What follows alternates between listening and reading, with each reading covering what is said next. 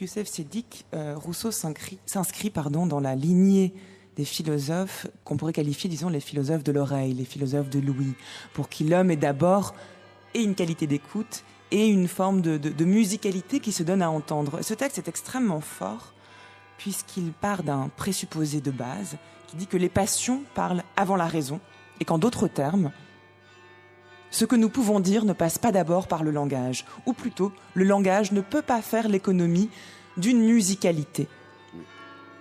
Et c'est tout... Et je dis cela alors que les carillons de Tournai se mettent à teinter. Mais je vous en prie, vous pouvez prendre la parole dessus, puisque ce sera la musicalité de votre langage. Oui, c'est toute la philosophie de Nietzsche, celle qui a permis à ce philosophe de mettre en place ce qu'il appelle lui-même un gai savoir qui part d'abord une écriture musicale. Vous lisez Zarathustra est mis comme en partition. Il est mis comme en partition, même échoant mon mère ses aphorismes. L'idée même d'aphorisme est une manière de se référer à la musicalité. Il faut que le concept arrive dans une harmonie, dans une espèce d'écriture qui dépasse l'écriture désordonnée des mots, apparemment désordonnée des mots. Donc, l'Occident a très bien confirmé ce que vous étiez en train de dire, Adèle, puisque le langage précède l'humain, ce que Lacan a montré aussi. Il y a un mystère du langage. Le langage n'a pas été comme la technique, comme les institutions, fait petit à petit d'une manière d'abord primitive et puis plus évoluée.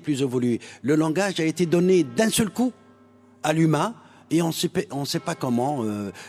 Il y a un mystère, une énigme du langage. D'ailleurs, dans la pensée arabe aussi, on le dit, ce que nous disons aujourd'hui n'est qu'une tentative de combiner autrement ce que Adam a reçu, le premier homme civilisé, le premier homme parlant, a reçu d'un seul coup et d'une seule traite, d'une seule fois. Nous avons reçu le langage et après on le remploie. Par exemple, maintenant, si vous allez dans une grande mosquée, dans une grande ville d'Iran ou de Damas ou de Tunisie, vous avez une mosquée que vous qualifiez d'urbanisme et d'architecture islamique, mais si vous voyez bien, vous trouvez des chapiteaux corinthiens, même des croix, des pierres venant de partout. Et donc, cette mosquée-là, dans son analyse, dans ses pièces, une à une, elle a toujours existé, mais dans sa forme finale, dans sa forme de mosquée, elle est vraiment un monument islamique, une archive islamique. Mais le langage est tout simplement une redistribution, à chaque fois recommencer, une redistribution de ce que nous avons déjà eu d'un seul coup avec la création. Le langage est l'expression de l'inscription de l'homme au sein d'une temporalité, c'est bien ça, parce qu'il faut déplier ce qu'on a eu d'un seul coup, c'est ce que vous dites. Alors l'homme est dans le temps, donc il faut prendre le temps de le déplier, et c'est pour ça que le langage serait là.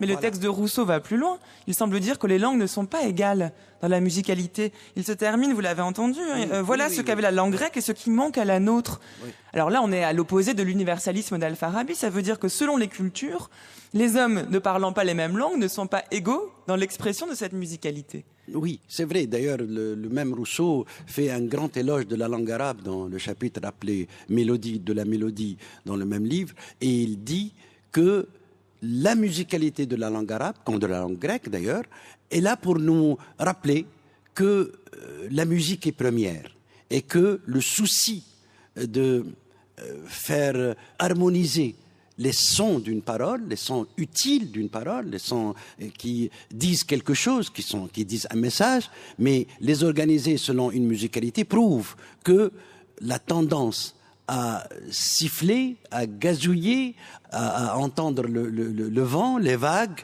à entendre le cosmos est première par rapport à cette tendance que nous avons à formuler et articuler ce que le lexique appelle une langue.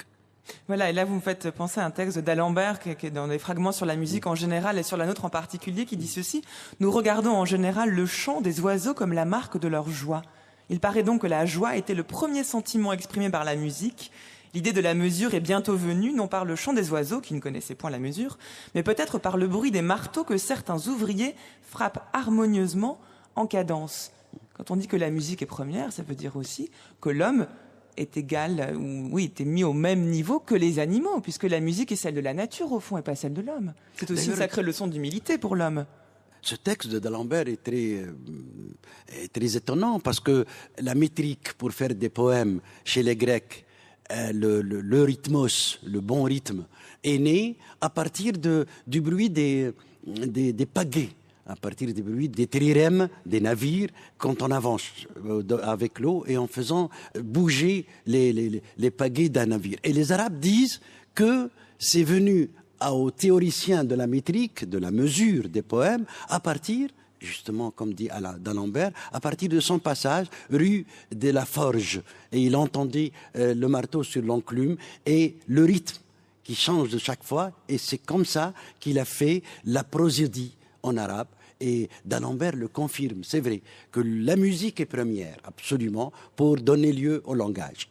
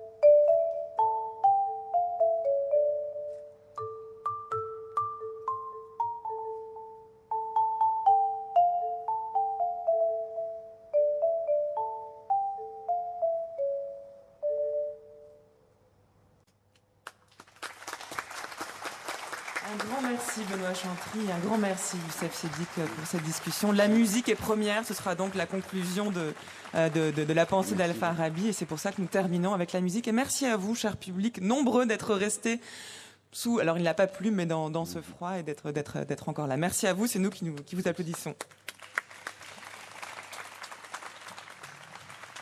Vous écoutez France Culture, les nouveaux chemins de la connaissance. Encore 2 minutes, papillon. Il est l'heure de retrouver sans plus attendre Géraldine Mosna-Savoie, qui, elle aussi, depuis Tournai, vous donne à entendre des rencontres inattendues entre philosophes et musiciens. Mesdames, Messieurs, bienvenue au 3e Inattendu au Festival Philosophie et Musique.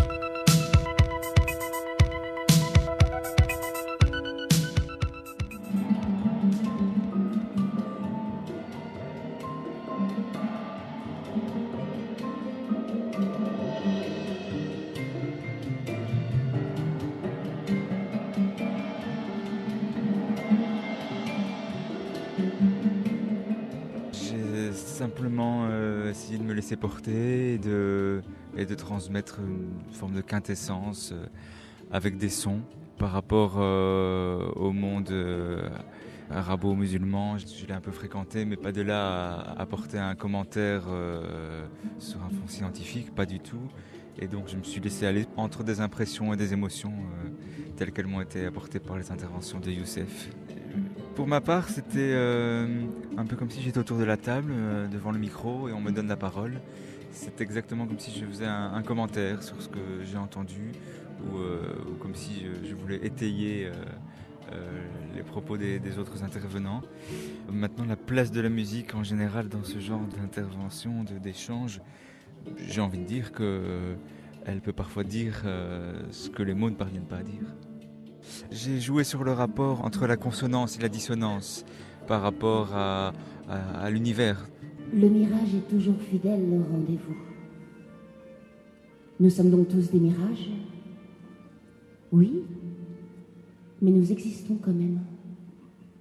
Nous sommes créés et recréés tous les jours, et au-delà de nos jours.